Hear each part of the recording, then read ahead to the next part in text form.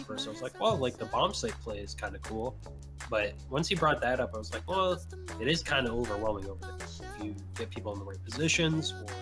Don't forget to catch Canadian on the R6 ANZ Podcast over at twitch.tv/R6_ANZ. I've been feeling it since 1966 now. Might be over now, but I feel it still. Ooh, I'm a rebel just for kicks now. Let me kick it like it's 1986 now. Might be over now, but I feel it still. Got another mouth. Let's go, baby! Woo! Hello everyone and welcome to Season 2, Episode 10 of the R6 ANZ Podcast. Joining me as always are my fellow hosts Skye and Cthulhu. Hey guys. And we have a very, very special guest today for everyone. Canadian, how are you going? Hey, how you guys doing? Doing pretty good over here. So Canadian, for those who don't know, which I'm sure is 0% of the people watching, Canadian is the team captain for Evil Genius, formerly known as CTM, Seed 1 out of NA, and preparing for the Invitationals at the moment. Yep. Yeah. So we got a lot of kind of things to get through today. We're going to touch on a bunch of just interesting topics and try and get Canadians' perspective on them. And then at the end, we've also got some AMA questions from the community, people who have posted on Twitter. We'll get to those at the end. But for the start, just talking about the Invitational, you've just come straight from a scrim. It's about 4:30 in Australia, but for you it's just after midnight. What kind of preparation are you doing for the Invitational, and how does that differ from the regular kind of preparation that you do?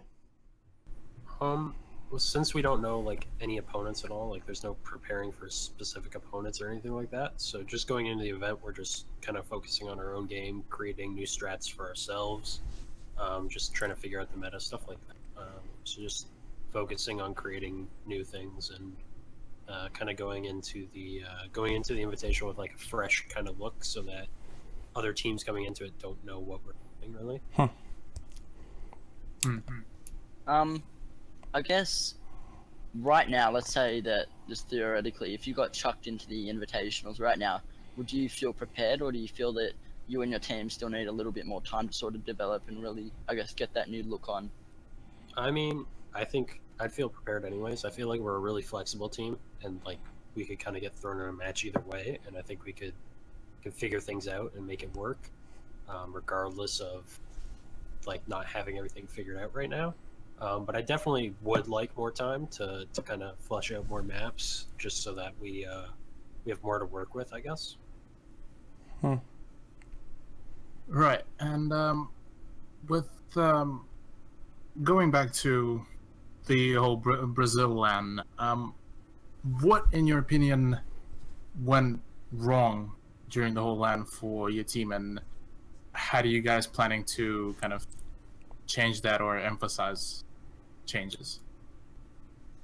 So I've spoken about it a lot, but I think the main thing was that we made just like some fundamental mistakes, which it's not really something like we go back after and we're, okay, well, we need to change something to fix this. Like, it's more like we played the match, we made the mistakes, and immediately after, wow, why did we do this? We need to do this instead.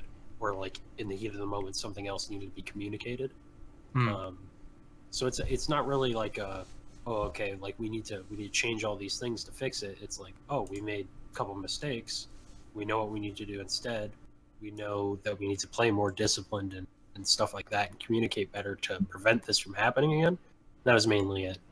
Another thing to add, though, on border against ENCE, actually, I do think we lack preparation. So I think like just basically what we're doing, kind of refreshing our maps and creating new strats and stuff like that. I think that's just important. We're doing it anyways, though. So.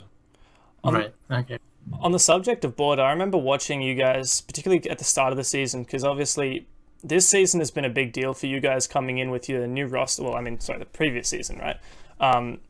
Been a kind of a big deal because after being world champions, you had a lot of trouble getting traction, going through some roster changes, and obviously didn't even make LAN, which was, I'm sure, was like a massive deal. I mean, you were there on the desk and everything, but you could tell it was kind of an emotional thing for you. But then coming into the season, you opened up, and I remember watching one of your matches on Border. I can't remember who it was against, but you absolutely dominated with, some CCTV holds. And I was genuinely impressed at everything you could do. So I'm surprised that you're saying that Border was a weakness for you going into the Brazil LAN. I think Border was a strong map for us during the season, but I think because we played it three times during the regular season, they had plenty of VODs to watch from us, and we didn't really change much. We changed a bit. We created a new strat on it. We kind of mixed our attacks up a little bit, but not enough, I think.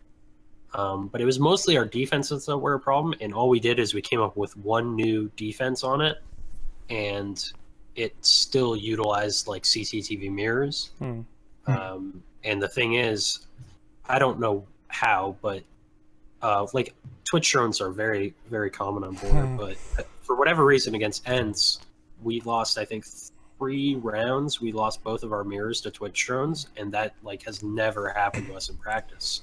So it's like playing without your mirrors on that map is a completely different map. So that was kind of unfortunate, but I do think that we just didn't change things enough, especially our defenses, and they had a lot of time to prepare for it. When you get into that position in the middle of a game where you can observe that their Twitch keeps getting our mirrors, that never happens. It's never happened during the season, but it's happening now. What kind of snap decisions can you make as the shot caller, as the IGL? Is it you bring something like a mute, or you change setup, you bring a deployable shield to block doorways? What are the kinds of things that you have to make the quick decisions in that scenario to try and when you observe a mistake, just make it better in your future defenses?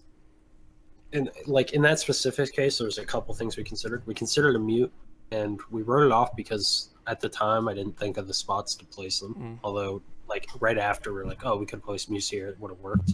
So we could have ran a mute and blocked off certain chokeholds. There's another thing we considered. Someone brought it up and mentioned electrified barbed wire in the chokeholds. Although we already did that, and the drones still snuck by somehow. And then I think one round we even switched to running no mirrors. We tried running no mirrors, and we tried reinforcing they were always doing an offices side take, and we tried reinforcing the triple panel on the outside wall of offices because they were running no thermite. So we figured, well, if they can't get a big hole in that wall, they have to use 2 Habanas on it, we can punish them. Then they can't open the archives wall as much. But I think MVK died through a window that round, or through a wall that round from Panari, and then just kind of unlucky. That map just didn't go our way. Fortunately, all things strategically and whatnot. I just think we needed to close it out on Oregon, though. There was too many rounds where we had big advantages that we threw away. It was really... I guess sort of moving forward now, and sort of staying on the same topic, what do you sort of feel are the fundamental differences between, would you say, NA and EU teams? I'd say EU teams are probably a lot more structured. NA teams tend to take a lot more risks, I'd say, and stray from their team strategies to just try to make an individual play. But I mean, some EU teams still even play that way. Kanto on defense, he definitely kind of can go do his own thing. On defense, they kind of just say go roam. Whereas other teams, there's a lot more structure to the roam and more thought out things behind it and support for it. Whereas they'll just let Kanto run and do his thing. But for the most part, I'd say NA is a lot more loose. It doesn't apply in all cases, so I think the metas are somewhat similar. But I think EU's probably better as a whole, though, at playing with a man advantage. They don't really throw those kind of things away as much, I feel. Right. And were you able during the start of the last season's Pro League, or even maybe these invitational qualifiers, were you able to have a look at the APAC teams? And if you did, would you have any kind of comparison? What could be the like the difference between, let's say, NA and EU meta and the APAC? So I've watched a little bit. I haven't watched too much. I have watched a bit though. I don't think there's like a huge difference in any region's meta really. But what I noticed most with the APAC region is that I felt like just the pacing of the attacks was really slow. I felt like they ran out of time a lot. And like there's some teams like in EU that like supremacy happens to them all the time. There's some teams in NA as well. I think Flipside and sometimes Rogue it happens to a lot. I don't know if Rogue it happens as much anymore, but it used to happen to those teams a lot. But just basically running very low on time on attacks, and basically at that point you have no room for error. So like if you let's say you're attacking and you have 10 seconds left, and your guy's planting the bomb and your other guys are pushing, if your bomb planter dies, you can't recover and try to plant again. It's just the round's lost. Whereas if you try to make the push at 45 seconds, the bomb planter dies, okay, now we can regroup, we can get the bomb back. They're down to C4 now, maybe we can plant. So I noticed that there wasn't enough urgency taking map control, and because of that, they were doing a lot of executes with like 5 seconds left. And then there's no room for error at that point. It's just like go through the door, hope we get the kills. If not, I guess we lost. So just in general, just too much. The teams were taking too much time to just set up for the push, and then just pretty much not compensating enough and not giving themselves enough time for that. Yeah, exactly. Time management on attack for sure. That's what I noticed at least. Okay. What you're talking about really reminds me of the matches that myself and Cthulhu were casting at the APAC LAN qualifier for the season when ANZ were playing. There was one particular match in ANZ versus Cryptic, which was probably the most intense match of the entire LAN event. And ANZ were pretty consistently doing just about nothing in the first 2.5 minutes of every action phase. But they won because they had an amazing refragging ability, which Cryptic didn't punish them for. But perhaps going against, like, I think they ended up facing Black Dragons at LAN, and they Font, yeah, that's right. And they couldn't get away with it against Font. And I'm sure there were many reasons why ANZ didn't perform the way they did at the LAN versus Font. And a lot of people believe that Font's simply a better team, which you can't really always argue against that because Font are an amazing team.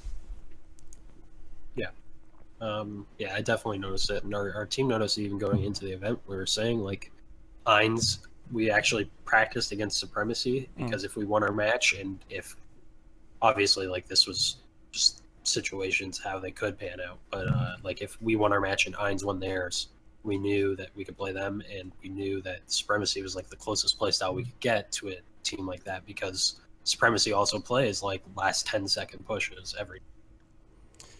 So that said, you're talking about practicing for ANZ in that case because there was a specific reason why you had to, because you thought you might actually face them in the final. But on the subject of scrimming teams across regions, I'm sure it's really common to scrim Latin American teams from North America, and the ping isn't too bad, and same with EU and NA. But it's a huge problem for all the Asian teams and the ANZ teams trying to find scrim partners, because obviously if you're in a newer region that wants experience, you have to scrim teams like Evil Geniuses and teams like Flipside and Rogue in order to improve. What kind of advice do you have for those teams, and how do you think that that's going to affect you as someone organizing your own scrims across regions? So we've actually tried to play teams from Asia and whatnot in the past. I think going into the last invitation, we played, they were Envy at the time, I guess Cryptic now. We played against them, and it was just, the ping was too much compared to other regions. So it's kind of unfortunate. I don't know if, I'm guessing NA is the best ping they can get though, right? Yeah. It's probably. Well, probably. Yeah. It's kind of unfortunate then. It's kind of unfortunate then, but I guess they try to get as many teams from NA that could scrim. I know, like, our team personally, we wouldn't want to, just because like the ping was way too much. I think we were playing on 100 something ping and they were playing on 200 something. It was just, it wasn't productive. So not entirely sure what to say about that. I guess like have to watch a lot of odds and work off that, and probably at the actual events try to take advantage of being at the event with teams from other regions as well. Like at the Invitational, the teams that are there try to be there for like a week, try to scrim with them as much as possible. I know it's kind of limited, but try to take advantage of it at least, I guess. I mean, I'd take any kind of chance either way. Yeah. All it takes though is one team in the region to start, like one team in the APAC region to start kind of picking up on it and catching up to NA and EU and Latin America in the meta. And once they do, then they'll start teaching all of the APAC region, and everyone else will catch up, and so on and so on. It just takes one team though. As for scrimming other teams at lands that you wouldn't be able to otherwise scrim, you've been to a lot of lands, and so I'm interested to get your take on this, because my experience at the Sydney land talking to teams like Mindfreak and Corvidae was they were incredibly confident going into their matches because they had been scrimming all of the teams, and they honestly thought that they were going to smash. They were really confident because they'd been doing all these scrims and been winning by huge margins, and the other teams had been making terrible mistakes. But in the end, when it came down to game time, that wasn't the case at all. So there's an element of kind of not revealing your hand, and I guess you could call it throwing. In an environment like that, how do you kind of actually learn from an environment where that's going to happen? It's just trying to learn from the basic strategy stuff. At the end of the day, fundamentals are different in scrims. Our team jokes about it and says like we call them scrim teams. Like there's teams that are better in scrims than they are in a serious match, and it's just because of the fundamentals are different. We play different fundamentally in scrims, and so do they. Either they take less risks in or take more risks in scrims, and we take less, stuff like that, or we take more as well and make stupid plays. It's just the fundamentals are a bit different, but you can still learn a lot strategically. The thing is, as long as you have a good head on your shoulders, you're going to be able to sort out the fundamentals. So, as far as scrimming at LAN, though, actually, my teams have never scrimmed at LAN. We're a team that always avoids it. We're just of the mindset we go into the LAN with confident in what we prepared with, and we just, when we're at LAN, we'll T-hunt or we'll play like a mixed 10-man to just like warm up aim. But we don't want to second guess any of the strategy we go in with. So we don't want to get to LAN and scrim some team we haven't scrimmed before, and then a strategy be working kind of weird against them, or we want to try to like change something because of it. Like we don't want to second guess things last second. We want to just be confident with what we prepared with and go forward with that, because changing things last second is kind of scary, especially if you change it and then you don't get to really practice it much. Then going into a match, it's kind of scary to use it. Fair enough. I think moving forward, something that I'm personally interested in, I'll be honest, I haven't really been keeping as up to date on the EU, LATAM, and NA ladder matches for that. Obviously, each region gets one spot at the Invitationals from winning those ladders. Who are your guesses, who are your thoughts on who is going to claim those spots for each region? So EU actually gets two. But anyways, I think Font will take it for Latin America. They've played. It's between Font and Mopa, in my opinion. I think Font has played Mopa a couple times, and they've beaten them in the ladder. And I just think Font's probably a more skilled team overall. I've usually favored Font between the two, so I think it'll be between them. And I think Font will win that one. And then in NA, I actually think Flipside will take it. A lot of people are confused by that. We've been scrimming NA teams, so going up to even our land in Sao Paulo, we had been scrimming Flipside. After the season, they made a roster change. They replaced Chapstick with Jarvis. And Jarvis has fit in pretty well there. And their teams looked really good. So I actually think they'll probably take the NA qualifier. I think it's probably between them and Rogue, either one, I would say. But at the moment, I'm favoring Flipside. We'll see, though. We'll see. There's a lot of good teams competing for it, but I'm probably favoring those two, and I'm gonna say Flipside as my prediction. And as far as EU, like I said, there's two spots. It's hard to say. Like I think right now all the French teams are competing at the top. I'm gonna say Supremacy will probably make it. They've always been, the last 2 seasons they've been really close to qualifying for LAN. And I think their play style is really weird to play against.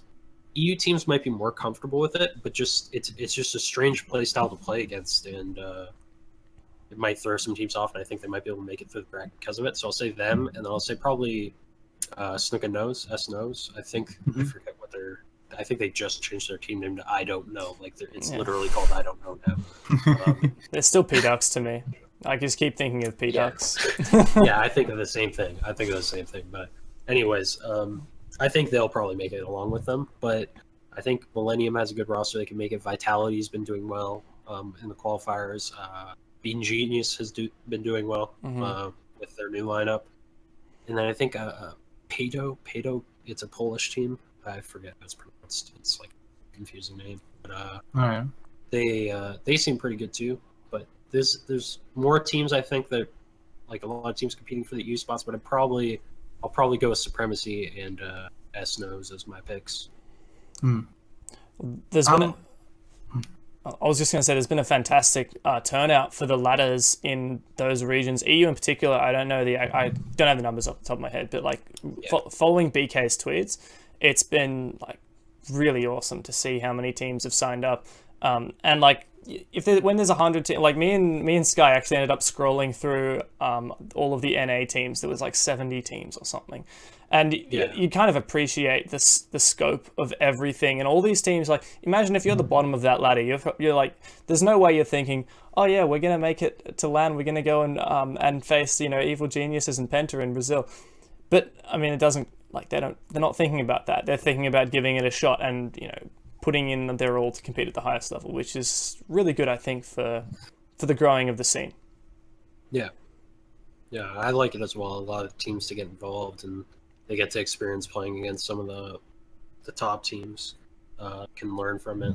Just get that experience in general. Kind of get the nerves out of the way, stuff like that. I think it's pretty helpful.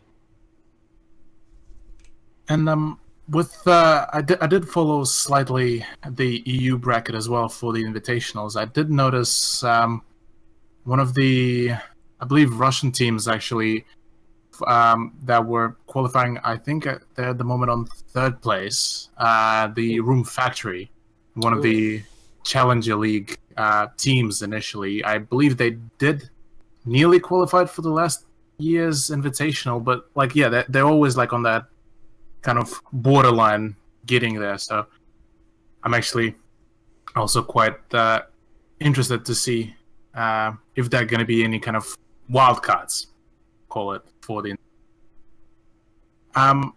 but on topic of kind of semi-topic of roster changes, after Shate moved to Penta, would you have any kind of suggestions or ideas who would Endspring and instead of Shate?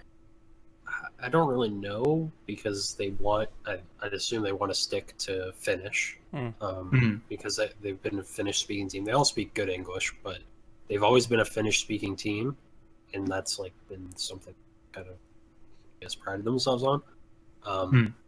So I don't know that many Finnish players outside of them, and then they have what's it called, Eunice and Shate, who are both on Penta.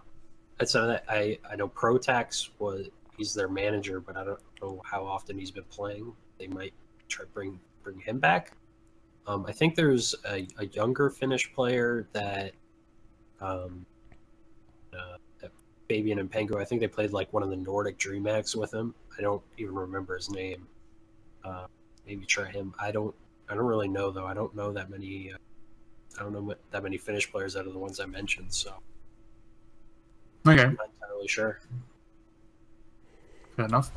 Going on the same kind of theme, I'm interested to get your overall perspective on roster shuffles in general, because it's something that a lot of people have kind of seen as a plague of many scenes. Kind of it's become like kind of a little bit of a thing. The NA shuffle, which we've seen a couple of times, and NA isn't the only one that's guilty of it. Like, I think ANZ is probably the most guilty of it. I know that from being part of the ANZ scene. We have a lot of roster changes, and I mean, that comes with being a developing region, but even these regions that have had the Pro League since the very beginning, still going through roster changes. You win the World Championship as ENTS and you have a roster change. What's the, like, why does this happen? And is it good or is it bad, or is it more complex?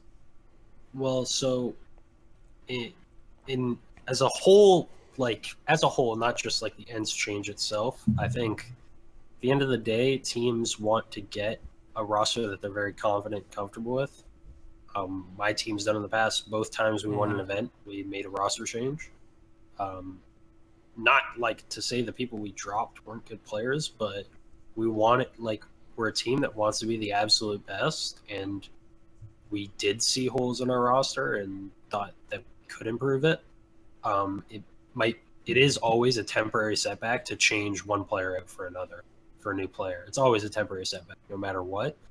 But we always thought, like, in the long run, it'll be better for us to have like 5 players that were all supremely confident and all in comfortable roles, stuff like everyone gets along, all that. You don't ever want to have like some player that doesn't fit in, doesn't get along with the team, and just be like, well, we're doing good though, so let's just leave it. So personally, I feel that way.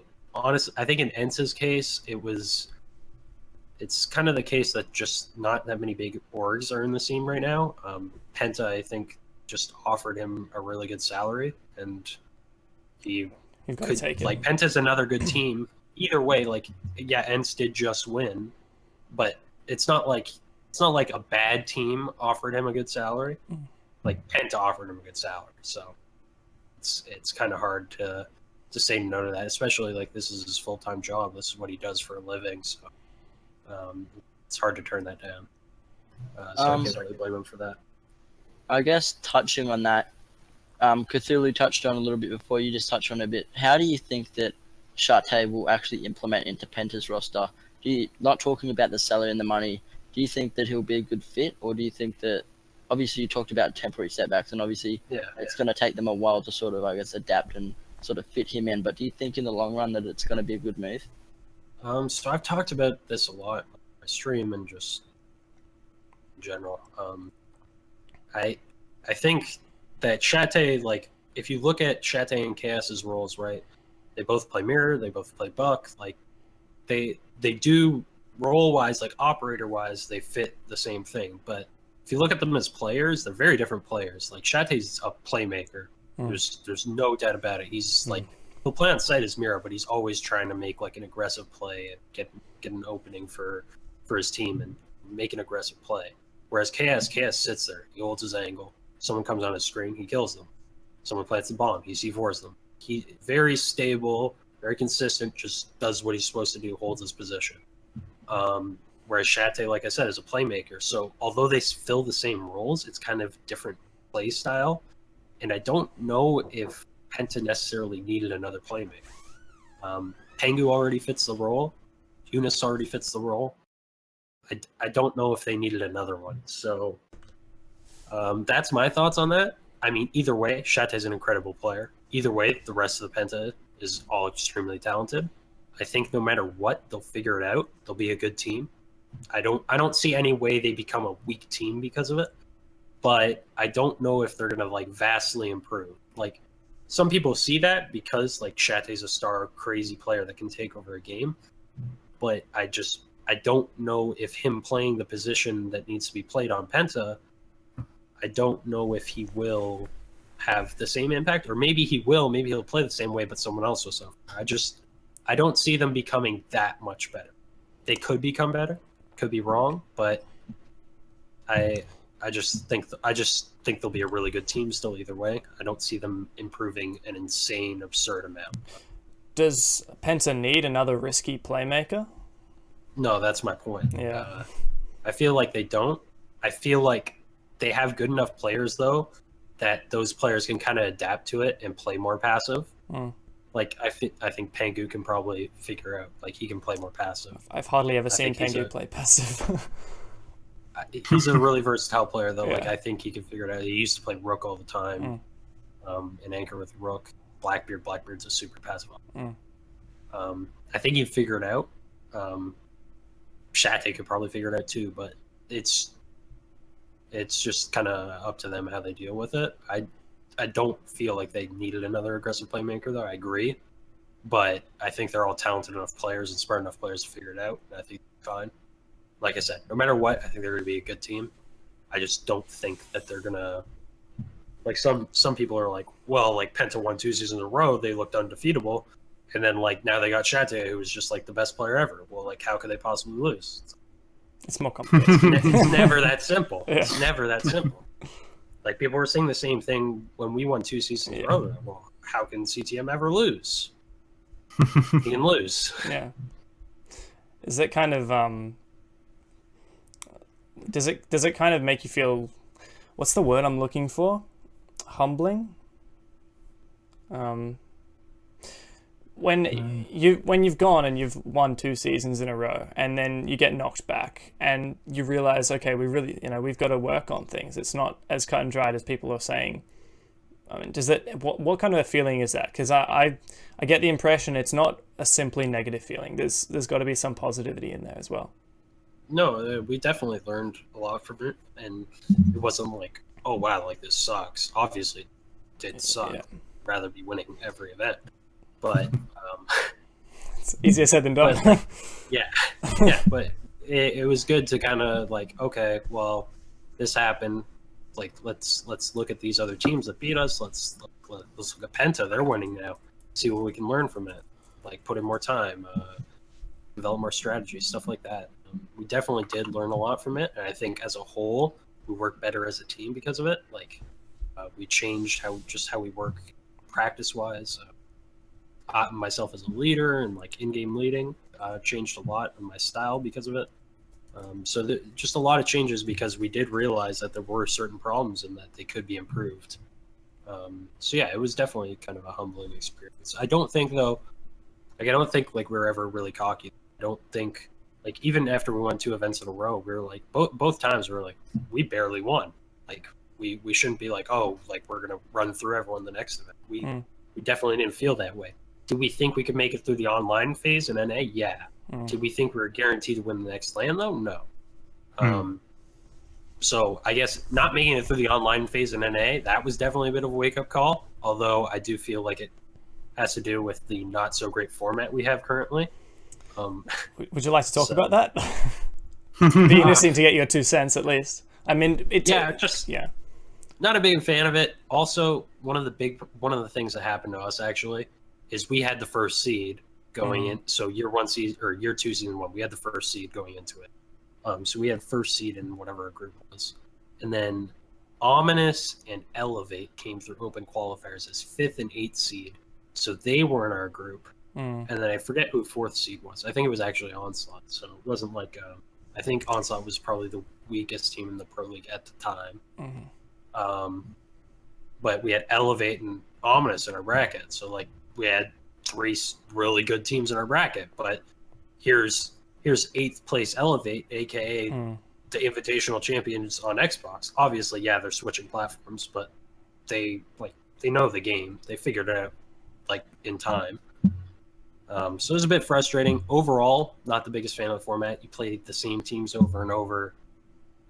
You get like 3 matches in the season. Like we got 3 matches in that season, I think. Like I think we played more matches in year 2, season 3 than we did in year 1, season 1, and year 1. Or sorry, basically the first 2 seasons of year 2, we played less matches than we did in year 2, season. Like it's ridiculous, but just not the biggest fan of like the lack of matches and playing the same teams over and over. I think we played Infamy twice last season. Not the biggest fan of the format. If you played more matches, it would favor teams that are more willing to have new strats every time. Because like you were saying, it was a detriment to you, the fact that you'd had so many VODs of Border being played during the season once you actually got to LAN. Yeah, and that was something we used to exploit year 1, season 3. When we were CTM, we used it all the time, just studying opponents' VODs because there was so many VODs to look at. You had 7 play days in a season, and like we could look at like 6 past play days going into our last week of matches, and then going into LAN there was 7 matches on each team. So there was a lot to look at, and it makes you change your strategies week to week or counter strat a lot more, stuff like that. Just in general adjust to it. Yeah, and that's interesting. So, but either way, either way, I do think we had our problems and we did learn from it. So no excuses for for the first 2 seasons of this year. Not the biggest fan of the format, but we didn't deserve to go through. If we did make it to land, I do think we probably would have gotten embarrassed because we weren't performing as good as we would like to. But yeah, like we learned a lot from it, and yeah. Okay. Going to, well, since we touched up on, call it a bit of a throwback to previous seasons and the previous year, I wanted to ask you, how did the, well, pretty much now, ex-CTM roster come to being acquired by Evil Genius? So there's actually not too much to it. I think it was before a match against Most Wanted. That was the match that qualified us for the Sao Paulo land against Most Wanted this season. I think it was a couple of days before. Just got an email saying like, "Hey, we're interested in your team. We're interested in Rainbow Six and specifically your team. Do you have a chance to talk?" And then basically just talked to them, and we were basically everything was sorted out before we were even qualified for Invitational or Sao Paulo. So a lot of teams actually thought that like we qualified for both, and then EG got us. We were actually they reached out to us before either of them, so we were kind of like the whole time just like, well, better not let EG down. Like, let's hopefully make all these lands. Would suck to not make either land, and then they'd be like, hey, here's our new team that failed to qualify for any events. So yeah, that happened. It was, I think, a bit over a month before it was announced, actually. So we were sitting on it for quite some time. Yeah. Okay. On the subject of that, like just interacting with orgs and such, how does it kind of come about? Not the actual, being acquired by the org, but just interacting with it on a daily basis. Why? What does the org give you? What do you give the org, and how do you kind of communicate on a social media level and the support network that it creates? So in the case with EG, we have our own team manager. There's also a social media manager for like EG as a whole, not just the Rainbow Six division, but like our division, we have our own manager, and basically he communicates.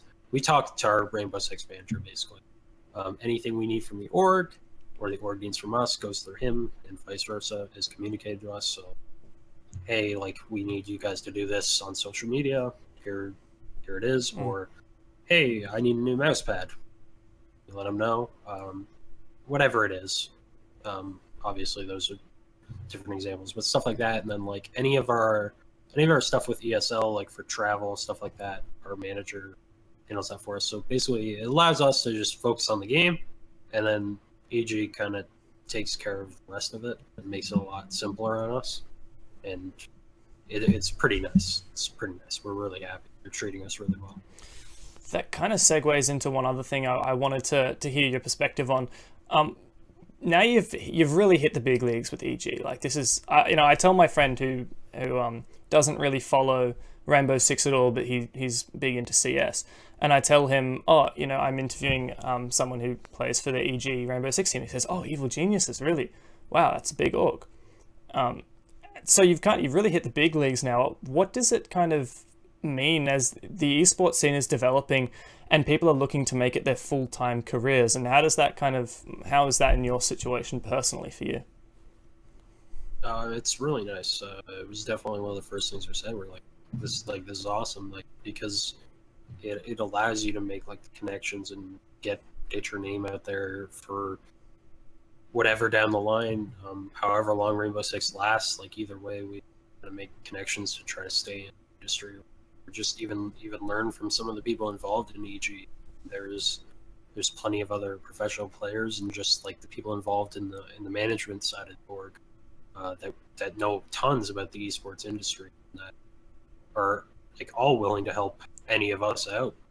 So it's definitely really nice, and I definitely think we kind of all grasp like what we can get out of this, and I think we all want to take advantage of it. So we're really happy. So do you work a day job, or do you does EG make you so you can just do esports and that's it?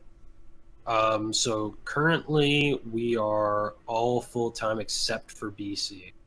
BC works at the moment. I think he's planning to switch to part-time at his job. At the moment he's full-time though. So other than him though, we're all full-time.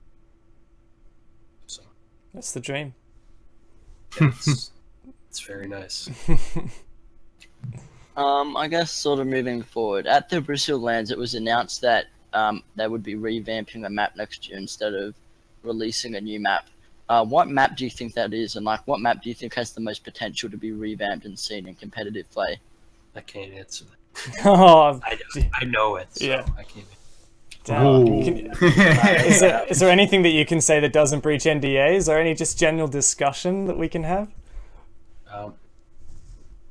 I don't know. I mean, I'm excited to have new maps reworked. I think it's always cool. Like I see it happen in Counter-Strike or other games when just maps have changes on them. I always think it's cool because you still have the same feel of an old map, the same theme, and you're like, oh, I'm playing this map still, but it's played completely differently.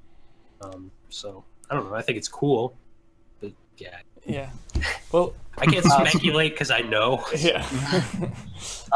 Well, I guess instead of talking about maps that haven't been released, we'll talk about a map that has been released. What are your thoughts on Tower, and do you think that we will see it in competitive play? So I was talking to my teammates about this today actually, and they were all saying like they don't like Tower, they don't think it'll be competitive, and they were all saying they like theme park. And normally I write them all off, but BC said it too. BC usually knows what he's talking about. So he was discussing it, and he was saying one of the main reasons why is because the mezzanine on the kind of like outside, not outside, like the circular like balconies and whatnot for the attackers overlooking the defensive area. I think he basically was saying it's like too much of a pain to clear all that, and then if you want to watch flanks afterwards, like it's too much to watch and too overwhelming. And I guess I hadn't thought of it before because I have only played in ranked. It's hard to judge a map really unless you've played it competitive. But trying to judge it from ranked, I thought at first I was like, well, like the bomb site play is kind of cool. But once he brought that up, I was like, well, it is kind of overwhelming over there. If you get people in the right positions, or if you know that like all the attackers have dropped out of there, you can abuse it so well to flank because there's too many little nooks and crannies, and it's definitely overwhelming. So he was kind of saying that like you just can't cover everything, and I guess I agree with that. So not sure if I'm the biggest fan of Tower. We'd have to see and try to play it more in competitive. The bomb sites, like I said, like once you get to the sites, once you're outside of that like that mezzanine area, it works, but that kind of area has its flaws. Would you say that kind of the catwalk, as people call it at the top, is kind of similar to? I mean, I had a lot of criticism of Coastline when it came out because obviously you can watch the rotates on the second floor from the top, from the roof. But Coastline still made it into competitive play, and I mean, it's not everyone's favorite map, but it gets played every now and then. So it's a bit different in Coastline. I don't know. You have to test it because I do think like the Coastline thing was probably overreacted to at first. You're like, well, this sky is terrible, and then after playing it a bit more, you're like, well, it actually doesn't revolve around the skylight too much. Like yeah, you can use it, but people aren't playing on the skylight all that often. So I think it might be different. You just have to get more playtime on it. And like I said, one of the problems is that when a map isn't added to the competitive pool, no one has any reason to scrim it. And if you don't scrim it, you never know if it's going to be good for competitive or not because ranked isn't even close to competitive. So it's just hard to tell. I do think it has a chance though. Like if we are overreacting to that catwalk area, like you said, like it probably would be good. Because I do think the inside of it is actually pretty good, but the rest is just not really sure. Like all the windows you can rappel into, like there's catwalks on one side, and then all the little rooms with the windows you can rappel to on the other side. It's just it's overwhelming. That said, a lot of people say that about every new map. Like, I mean, queuing with, a ranked squad, you get in the match and everyone goes, oh, this new map, I hate this map because I don't know how to play on it yet. And I don't know the call-outs. But I don't know. I reckon give it a few seasons. It took a few seasons for Border to really find some love. And personally, Border is probably my favorite map in the competitive pool. So, I don't know. Yeah, it's definitely one of us. So I agree. People always do overreact to new maps. I'm actually usually the one that's like, I think it can work. Like, I think I've done that with every map. Favela, I didn't. But Favela or Yacht, I didn't. But, like, Skyscraper right away, I was like, no, I think it can work. Border, I remember for the first, 2 seasons of it, MVK just kept telling me while we were playing, it's like, oh my god, this map's so horrible. Every time we were on Border, I was just like, I don't know, I think it's pretty good. Here we are. Coastline, same thing. I was like, well, I think it can be all right. I never thought it would be that great, but I always thought it could be all right. I think it's about there. Theme park at first, I thought it would be okay. I don't really like it. I think I don't really like the train room. Just it's too easy to kind of split the map in half. So I'm not the biggest fan of that. Not many people I talk to are. Tower I've kind of liked at first, but I guess when BC mentioned that to me, that there was just so much on the perimeter of the map and too much to kind of account for and cover, I started to think, oh, maybe it's right, and so I'm kind of skeptical because of that. But I don't know. I was enjoying the map, so I'm not writing it off yet. Oh, well, I think we're all keen to see how it comes about. I can't wait. I think that the kind of complexity of the map is also going to lend itself to roamers. People who, the 3 speeds are just going to be moving through these rooms so fast. And there are a lot of effective places to hide from drones in particular, I think. Anyhow, we're going to move on to some AMA questions that we sent out a tweet and said, hey guys, we got Canadian from Evil Geniuses coming on the podcast. And so this is you guys, the viewers, and your questions. So first up, I have a question from Luca, who's actually one of the ANZ community members. So, hey Luca. And Luca said, hello, congratulations in being picked up by EG.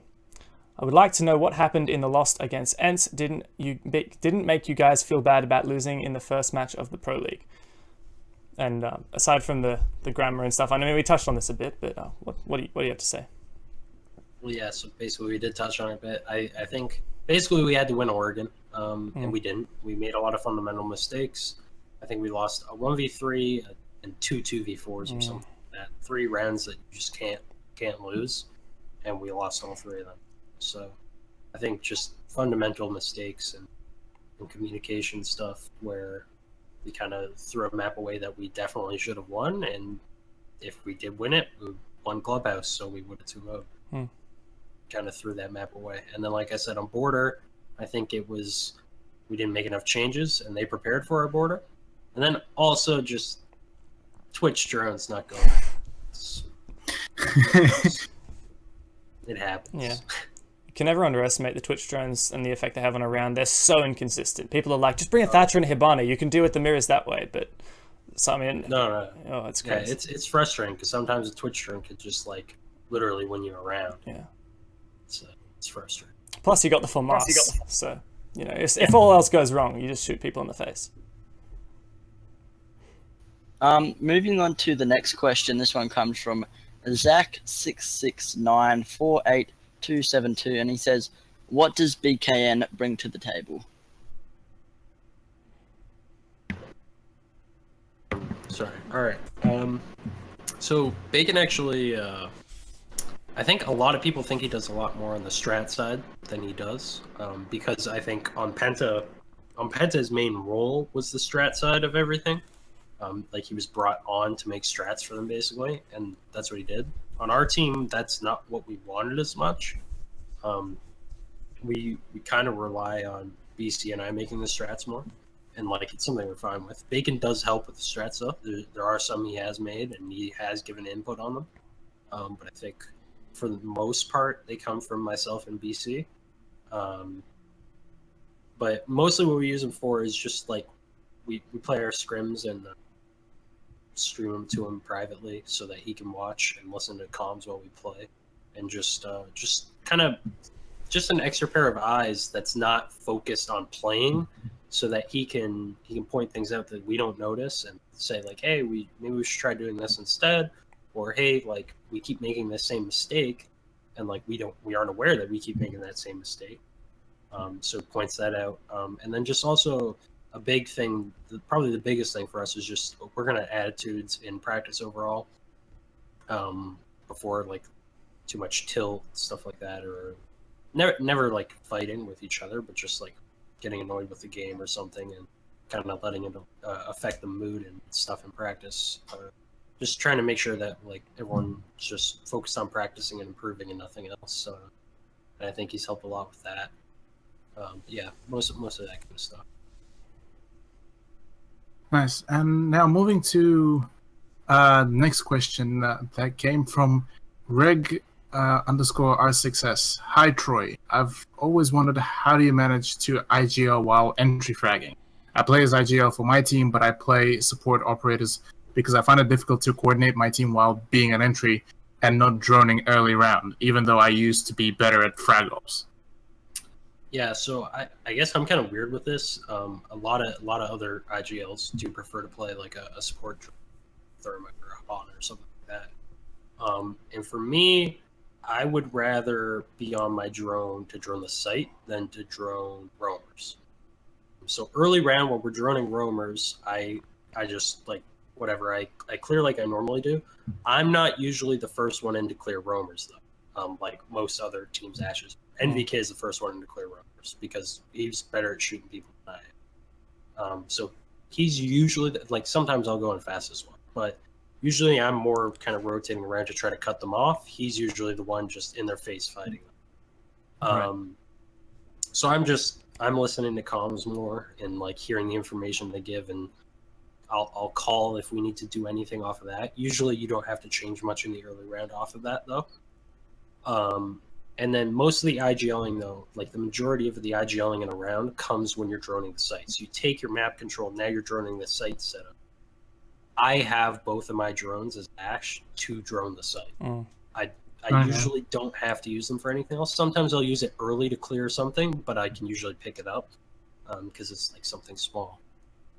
So for me, it works really well because I can drone the site. I can see how they're set up. I can be like, hey, this is how I want us to attack it. Can you go to this position, so and so, blah blah, whatever details need to be said. And then when I'm as the entry fragger, I'm literally like me calling when to go is me entering the site. So like I'm literally sprinting through the door and saying, all right, we're going. And there's no hesitation that way because I'm flying through the door and they better be with me, otherwise we're screwed. So it works out pretty well. In the past, a lot of people have been like, well, you should play like a slower role so that like you can kind of be more relaxed, like not worried about gunfights and all that, just so you can just focus more on the tactical side. And it probably is easier to kind of dissect everything, but I always had the problem, like if I lost a drone when I was clearing a roamer, then I had no drone to like see the site. And then I would have to rely on calls to hear like how the site setup is. And although like that sometimes can work, it's not good enough. Like I'd rather be able to just see everything. Just when it's clearing roamers though, like I can afford to just hear like a position. But when I need to see site setup, I need to see where a mirror is, where ADSs are, like all this stuff. I want to be on a drone. That's just how it works. Potentially something that might also add to that is it's often the entry fraggers that get picked off first. If you do get picked off early round, and then your other teammates manage to clear the roamers, and you're spectating them, you can make the calls. Yeah, so that's something too. Is I play on both sides. I play roles that die probably the earliest. Myself or MVK, both sides. We're gonna be the first. We're like one of the first people dead, usually on our team. Ideally, we don't want to die, but It happens. We're the ones that do die. We're the ones that die the most. It's just how it is. And it does make it a lot easier because when I am dead, I can flick through teammates' cameras. I can be on drone. It's a lot easier to call that way. And another thing we always do is if there's 2 people dead, we try to have whoever else. Basically, if I'm dead and someone else is dead, whoever else is dead gets on drones or cams. I watch players so that I can see all the information and call. That's like a thing we always do. Right. So yeah, that is a good point though. It's a role that is dead more often, and it is pretty easy to IGL while you're dead. And so with that, it does come that kind of the concept of rather more thorough droning before you'll be before you'll be going for the entry frag rather than just having drones throughout for the whole team preset throughout the whole map. So you just only before you will actually start executing the big push, you will have the drones already preset. Yeah. So usually it's like we drone for map control, like people entering the building and then 2 people droning or something to clear rooms for map control. And then once you have the map control, it's usually 2 people, maybe just me droning the site for information. And then the other drones are used for flanks and stuff. Okay. We've got another AMA question. This one is from Fictitious Pulp. And I particularly like the start of this question. So, I mean, I'll start with the end because that's kind of the more personal stuff that we can probably get. It's a good one. I know Pulp. Oh, you know this guy. All right. Yeah, he's a good buddy. All right. I like Pulp. All right. We'll make sure he watches the stream and hears all the positive stuff from you. So the end of this is, what's your favorite drink, and do you drink it just before a match to feel ready and energized? Of course, Monster Energy, Mango Loco flavored. Yeah, I saw that in the AMA you did for the subreddit. Recommend it. Yeah. Yeah. And it's pretty convenient that they are sponsored by the EG sponsors. Yes. They are sponsored by Of course. Yeah. So the other part of the question that really caught my eye is positivity important to you in the community, and how would you combat negativity if you had the deciding vote? So another Pulp thing, because he's always preaching positivity on my stream. But no, actually, all seriousness, like staying positive and stuff, like during matches, at least for your team, and especially actually, I mentioned that like as an IGL, like people were asking me like, what's your number 1 tip as an IGL? And the thing is, most of the time I say like either it comes naturally to you or it doesn't, because it's not something like people are comfortable doing just like while they're playing, like blabbering on about like all these things that your team needs to do. A lot of people aren't comfortable. A lot of people just play their game, and then like if they see a guy, they call them. That's about it. But I think like the number 1 thing I recommend all IGLs is kind of noting like that your attitude directly influences the attitude of the entire team, and staying positive, all of that stuff. It's actually really important. Just make sure none of your teammates are getting down and everyone's happy, whatnot, while playing, because it does affect everyone. So it's BKN's job to keep you positive and your job to keep everyone else positive? Yeah. Yeah. Pretty much. Mostly him keeping me positive, because I'm the one that gets the most upset out of our team. I get frustrated when things don't go according to plan. I did kind of want to also ask the part of that question that was talking about the community, because a lot of communities, whatever sport it is, whatever esport it is, whatever game it is, even if it's not the competitive scene, there's a lot of toxicity. And how do you think that should be dealt with? I think that's kind of part of the question that I'm interested to hear your perspective on. Yeah, I'm not really sure. I mean, I guess I think they implemented the report toxic behavior button. It's obviously like it's hard to deal with. Usually, I'm just the guy that mutes the guy that's being an asshole. I just mute him and kind of move on. Try not to argue with, not give him any satisfaction or anything like that. Just whatever, move on, play the game. But it does suck, and it definitely sucks to have in a team environment. Toxic players in a team environment are never good. Personally, me, like I've played with toxic players in the past, and they weren't even like being toxic towards me, just someone else on the team, and like I can't play with it. It just bothers me. Someone just constantly ridiculing on someone else on the team and giving them shit for no reason, or like not being able to accept like blame on themselves or anything like that, just blaming others for things that they mess up on or something like that. Not a fan of. It's not fun to play with, for sure. I guess moving on to the next question from Beat Tracks. He says, how did you get into the Pro League scene? Like, what have you done? Is it really just playing and being found? So I think he's sort of talking about, he's obviously looking for a team and he wants to know how to get to that level, and sort of, he's just wondering about, that topic in general, I think. So in my situation, I think it's a lot different. I started playing the game like a month after release, and there was no competitive scene at the time. And then I think maybe a month after that, Pro League was announced, and I basically found my team in ranked. I just played ranked, and at first it was just like there was no competitive scene. It was just you played ranked and you found a team to play ranked. So I played ranked, and I ended up finding NVK in ranked. I would just add people. I solo queued, and I just added people that were good. And I was like, hey, want to play? And I'd invite them and keep playing with them. I kept doing that with like a bunch of different people. I had different groups of people, and so on and so on. Kept getting better and better people to play with. Eventually, I ran an MVK in ranked. And actually, he didn't want to play with me. Some other dude in the group was like, invited me. He's like, yeah, I guess he's all right. I guess I'll play with him. Okay. I got to play with them, and basically I've played with MVK ever since. But we like try to create our own team from there with like his one of his friends, Distilled, and then we try to find 2 more people in ranked, and we ended up doing that. And then we did Pro League qualifiers. I think it was Go Fours at the time. We qualified for Pro League.